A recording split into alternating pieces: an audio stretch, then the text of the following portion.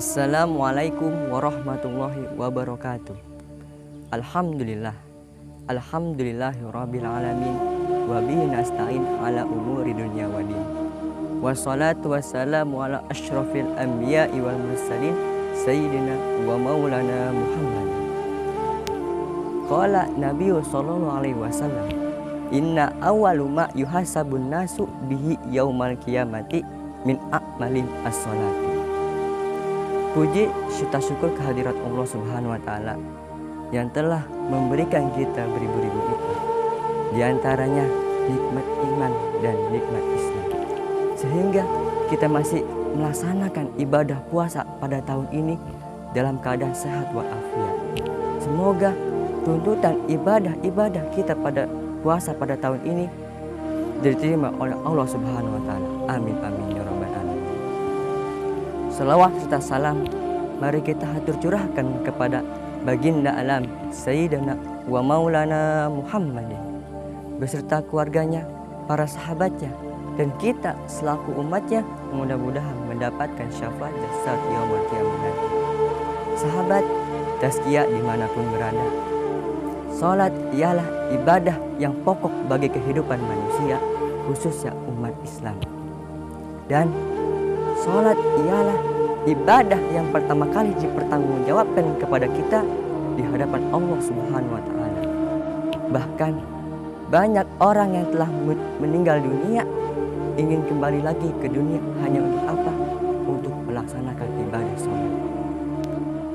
Ketika kita membahas tentang fadilah atau keutamaan tentang ibadah salat, maka Allah Subhanahu wa Ta'ala telah mempersiapkan begitu banyak fadilah atau keutamaan bagi mereka yang melaksanakan ibadah sholat.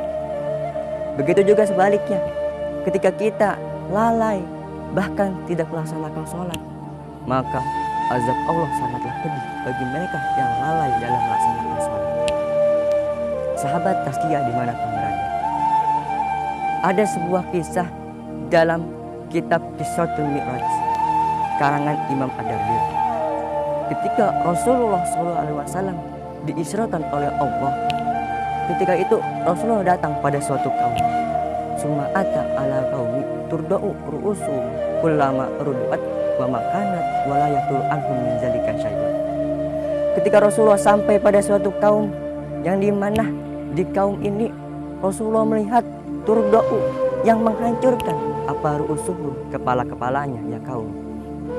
Kullama rudu'at, maka apabila mereka menghancurkannya kepala, adat maka kembali ia kepala. Ketika Rasulullah sampai pada suatu kaum, yang dimana di kaum ini mereka menghancurkan kepala mereka sendiri. Ketika sudah hancur, maka kembali lagi seperti semula. Wala yafturu, dan tidak ada rasa lemas, terus menerus, berulang kali. Ketika sudah hancur, kembali lagi, sudah hancur, kembali lagi, terus menerus.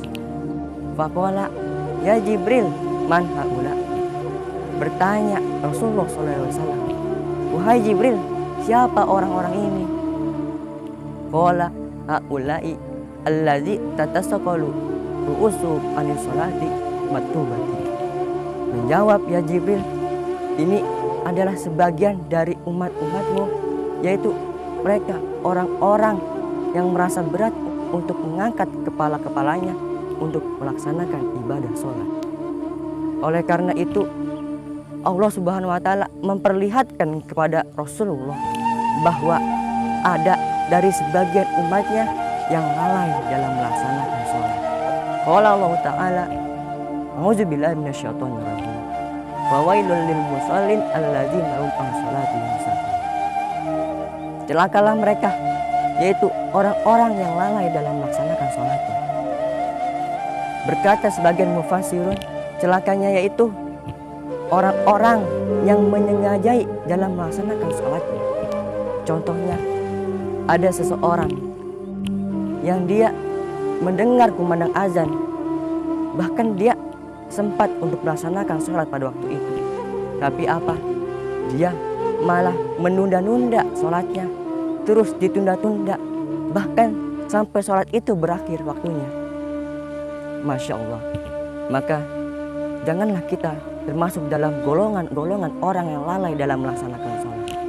Oleh karena itu, mari kita tingkatkan keimanan kita dalam ibadah kepada Allah Subhanahu wa Ta'ala.